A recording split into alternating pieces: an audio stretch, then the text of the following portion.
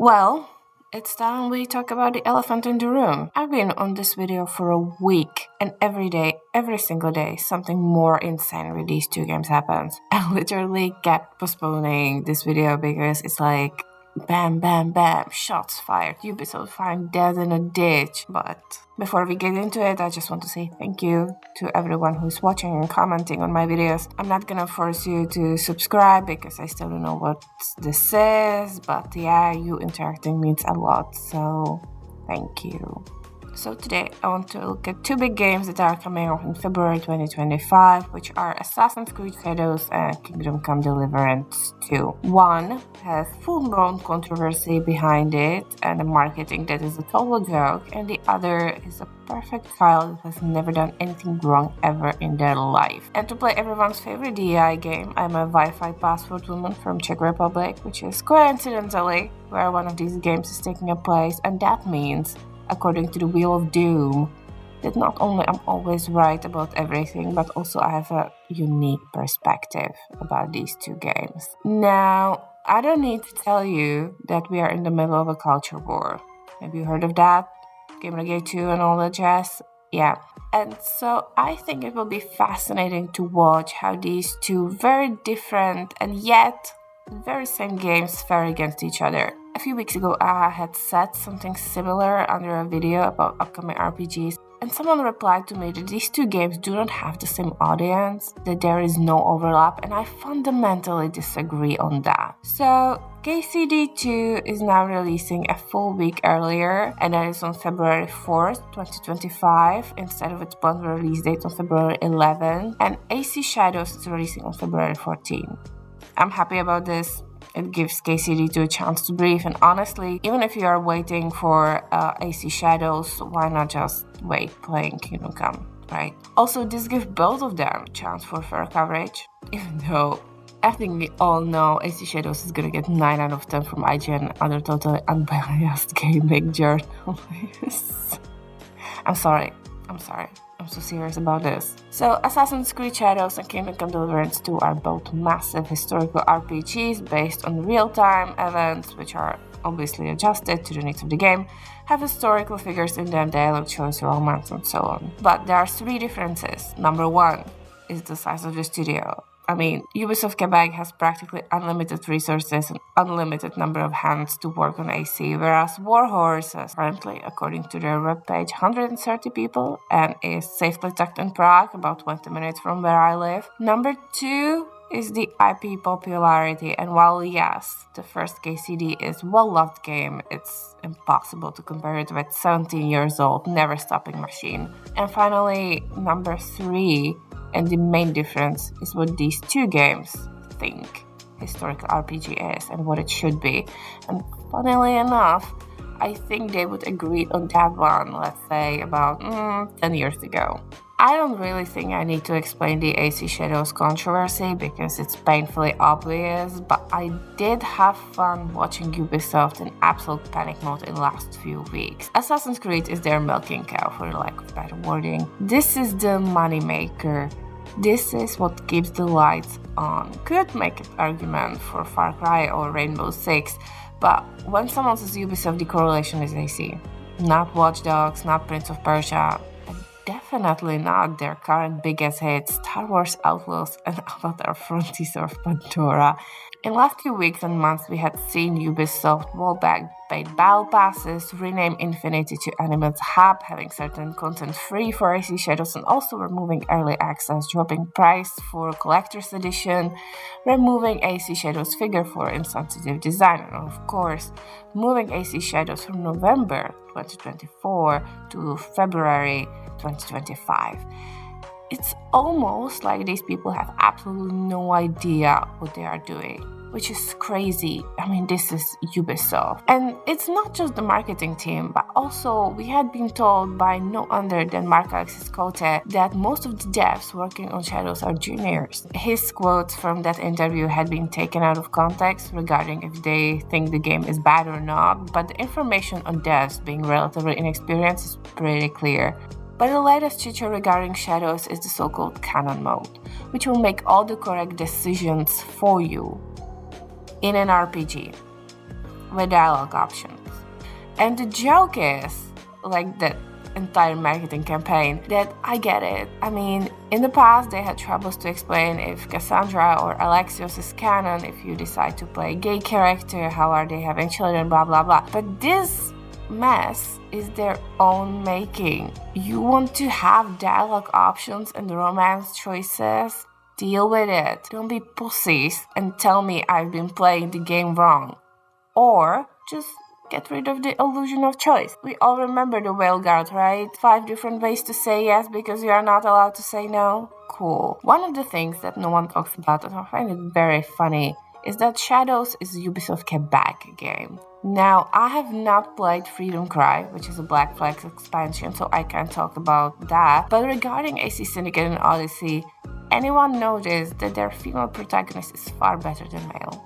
I'm not trying to steer this into some feminist argument, and maybe it's just me, but Jacob to me is the worst protagonist AC ever had, and Alexios was just so terribly acted and designed that Cassandra is the clear winner. And to be fair, I had the same and completely opposite issue with Valhalla. Male Elwar was so much better than female Elwar. I could not listen to that woman for more than 2 minutes. And while this is all objective, it's generally agreed that Evie was better player character in Syndicate, as she was the stealth character. Recently, the chase for inclusivity and the complete blindness for potential problems was amazing to me. The new Harry Potter show.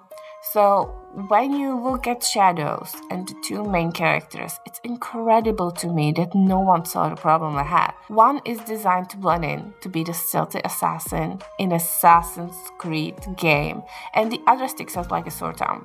Gee, I wonder what the players will likely pick.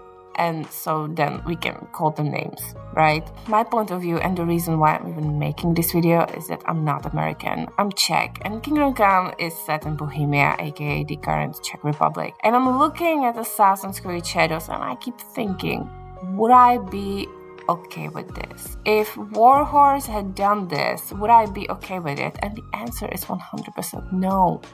No, I feel so bad for the Japanese fans of Assassin's Creed. I've said this multiple times on Twitter. I think Prague would be fantastic for AC games. It's literally called City of Thousands Towers. It's made for parkour. But I don't trust Ubisoft anymore that they would be able to pull it off. Like, if Henry was, I don't know, an Egyptian. Were there any Egyptians in Bohemia in 1400s?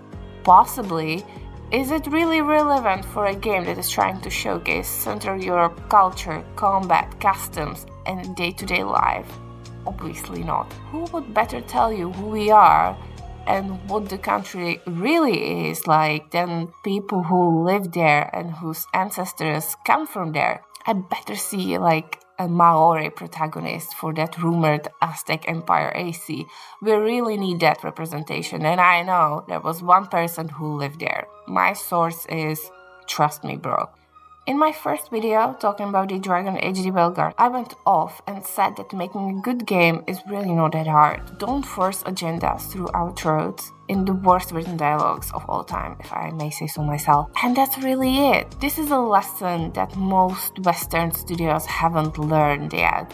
And this is why Warhorse can laugh and is laughing at all that crap that is going on in the gaming sphere. KCD2 is giving most people exactly what they want. And I don't talk about gameplay, character, story, or combat, even though these are important factors. I'm talking about that it gives you no bullshit sauce, right? You look at the game and you know exactly what you're getting. Hell, even the marketing, which KCD2 is having a masterclass with. Many people had tried a good chunk of the game, unlike AC Shadows, which is crazy since the game was supposed to be out a month ago, and they are still not ready to let the public play it. The actors are doing spectacular job promoting the game. Anyone knows who is playing Naoe or Yasuke? And I'm pretty sure Lukedale especially breathes in Hans. The little series I call Henry and Hans on the Trip is very cute. And honestly reminds me Men in Kills. I really recommend it if you haven't seen it already. The devs are hyping up the game on every turn, and most importantly, no one, absolutely no one, is running around on X or for fuck's sake. Blue Sky insulting gamers, YouTubers, or for whatever reason Elon Musk. I don't particularly agree with Daniel Vavra's tweets on comparing the Whale Guard and the First Kingdom Come. It was hilarious, I laughed, but then again, why lower yourself on the mob's standards?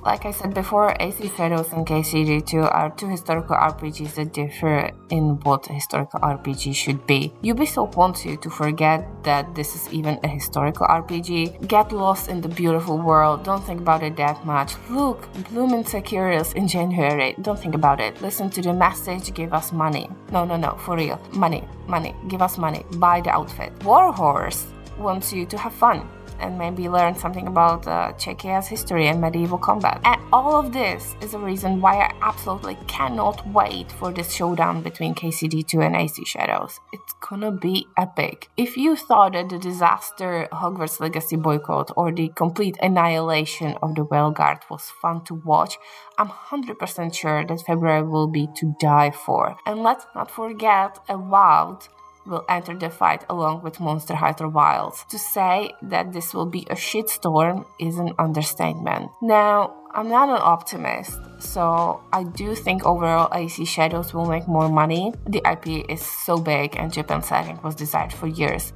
Everyone is used to the monetization game by now that Ubisoft is playing, and unlike certain morons want you to believe, most people are not racist, so they will look past the historical inaccuracy with Yasuke and just play the game. With KCD2, it will stand on if the game will be broken on arrival and how much. I haven't played the original Kingdom Come when it first came out, so I can't speak on its performance back then, but from what I've heard, it was pretty clunky. But if the game runs well, I'm positive the word of mouth, especially from YouTubers, will work its magic.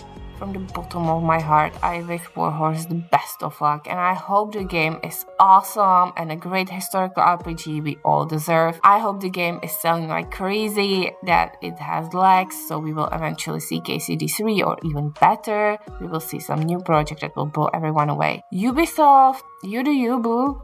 I would recommend firing your marketing team, but honestly, I'll just say rest in peace. Everyone and their mom knows they won't survive 2025. I'll just hope someone smart will buy Assassin's Creed IP. And yeah, I will of course be playing both games. I really believe I'll enjoy both of them, though probably for different reasons. So that's it on this video. I hope you enjoyed it. If you did, please like it and tell me what you think about it in the comments. If you haven't, feel free to dislike. I could not care less. I hope you'll have a wonderful day, happy holidays, and I'll see you probably next time with another rant. Bye!